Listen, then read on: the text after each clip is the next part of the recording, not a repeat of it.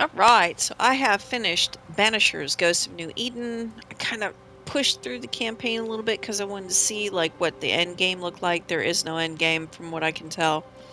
So before you get back to New Eden and the meeting house, you better make sure you do everything you want to do. Because if you don't, you're shit out of luck. So, this is probably one of the greatest games most people will never play. With that said, let's just be real here. Okay. This game is not without its flaws. You're going to spend at least the first hour and a half, 2 hours, maybe, depending, playing Entia, or at least maybe it felt like 2 hours because I did not like her. She was this hyper girl boss type who was better than everybody else. She was just. Red was supposed to be her student, but they obviously spent more time rolling around under the sheets and less time out in the field where she could teach him. Imagine other Banisher students getting twice as much education as Red here, because Red is ensnared with his mentor romantically, so he's not really getting as much education. Because he's a little undereducated, they get themselves mixed up into a really, really nasty haunting. And unfortunately, Red falls for the worst trick of all. The spirit tricks him into thinking that his love is, in duress or distress, and he falls for it. And here comes Entia. She shows up like this big bad banisher, right? She's been the girl boss the whole time. Nothing can stand in her way. She even shits all over the ghost of her own mentor, right? Better than you. The student is now the master. Don't fight me. You won't beat me. Type, just real shitty. She's not a very good character in terms of like her personality. So honestly, the most comedic moment is when Red is captured by this spirit at the beginning of the game, and Antia, she just jumps in there like, yeah, I'm gonna show this ghost who's boss. And the ghost like shoots some kind of green ectoplasmic lightning bolt through Antia, and she drops like a sack of potatoes. She's dead. So much for the big bad hyper girl boss, right? She knows everything, but she didn't see that shit coming, right? So poor Red gets thrown out a window. He ends up in the sea, and then he wakes up on a beach. And, you know, now the game begins. Finally, after being stuck playing Antia. So this game is essentially like God of War with guns and ghosts, right? More so like it's like Arthur Morgan from Red Dead Redemption 2, but he does Kratos shit. Super cool idea, and it works so well. Great game. It's probably like, again, it's a game that a lot of people aren't going to play, and they're going to miss out on just how good the game is. I maybe had two game breaking bugs in my experience. Uh, you know, I had to, I got stuck on some stuff a couple times, and I had to reload my last save.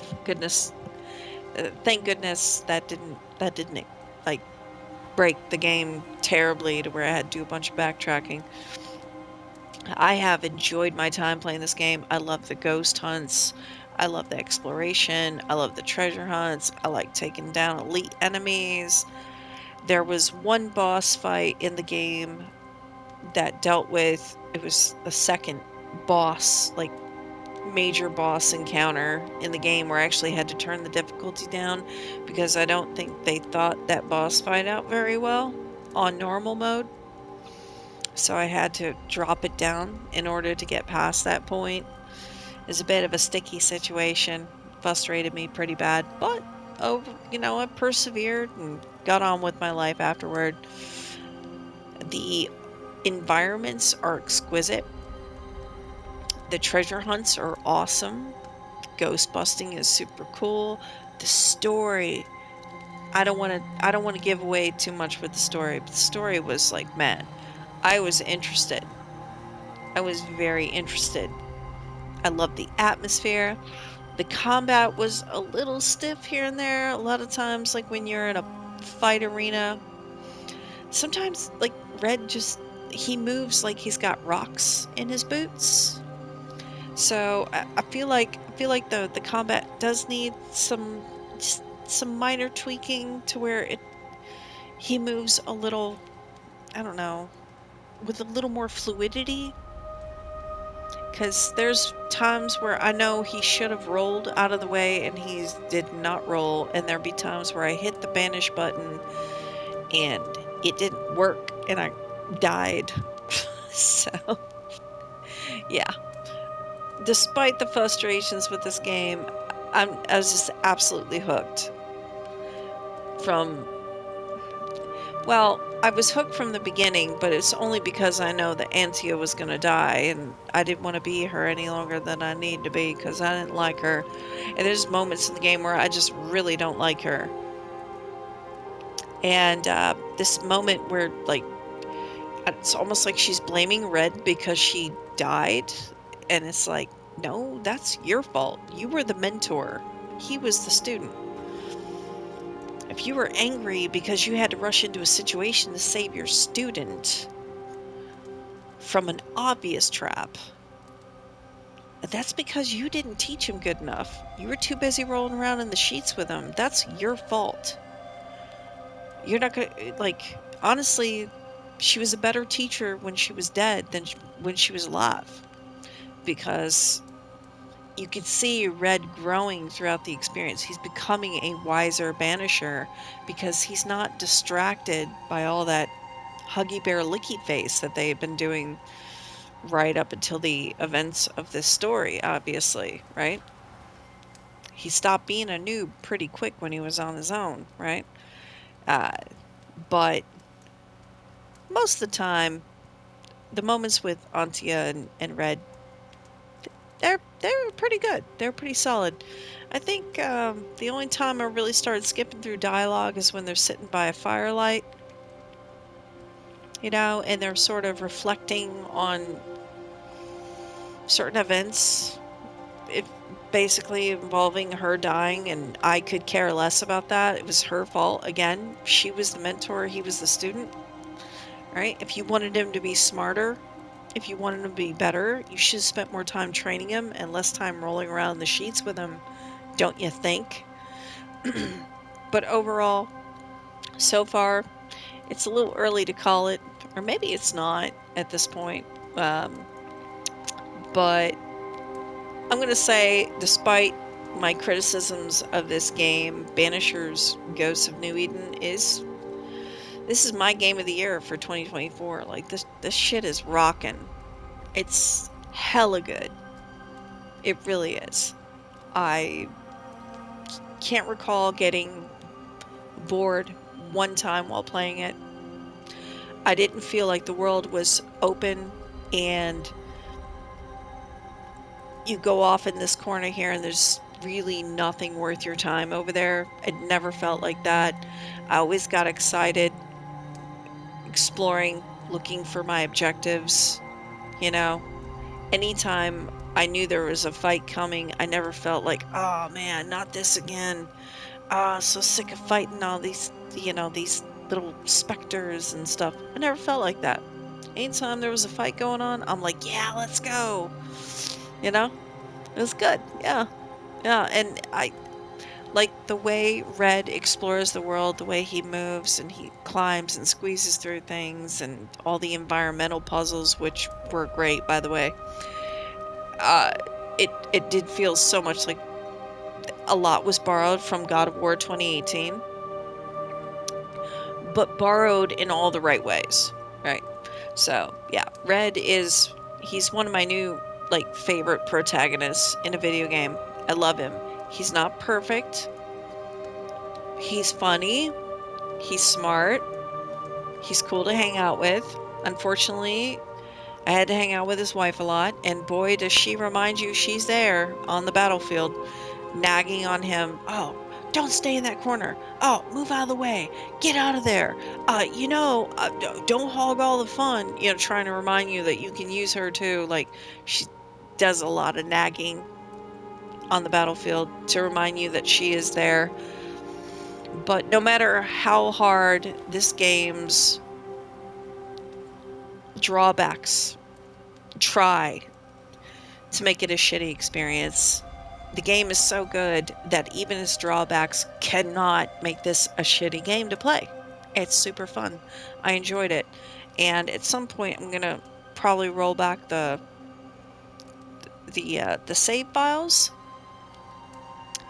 and now that I've seen how it ended, I'm going to go back and yeah, I saw how it ended. Now I want to go back into the game, my current game, and keep investigating like hauntings and go kill some more elite enemies and just enjoy the world. Yeah. I mean, I'm not surprised there's no Game Plus, because I'm not really sure how they would do a Game Plus with this kind of game. With, Antia being, your third leg and all. So anyway, yeah, it's been pretty good. Yeah. Just wow. That's a damn good $60 I spent here. So, and I noticed like there's not like really a whole lot of views for this game on my channel.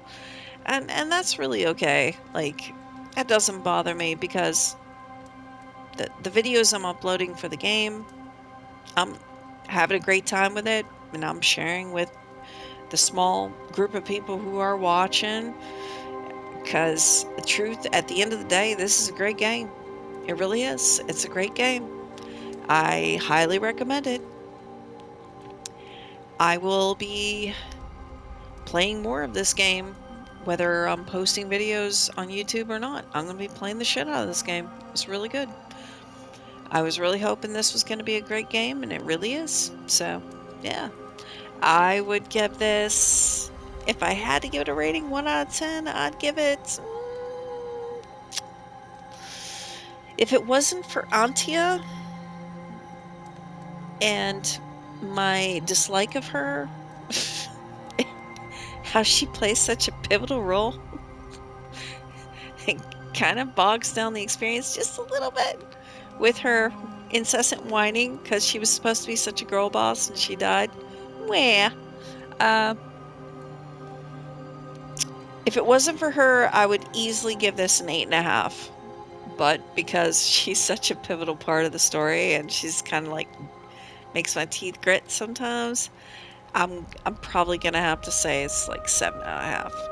7.5. Yeah, easily. Great game. Wow. I'd clap, but it's late and I don't want to wake anybody up. Anyway, yes. Banishers, Ghosts of New Eden. God of War with guns and ghosts, baby. Guns and ghosts. Ah! It's great. I love this whole colonial America thing. It's a niche part of history, but it's one that is near and dear to my heart. The Headless Horseman, you know, uh, Rip Van Winkle, the ghost of Harry Mayne stalking the beaches of Ipswich. Right? Yeah. I just love me some colonial America folklore. Love it. Anyway, so you all have a wonderful morning, afternoon, or evening, and I will catch you on the flip side.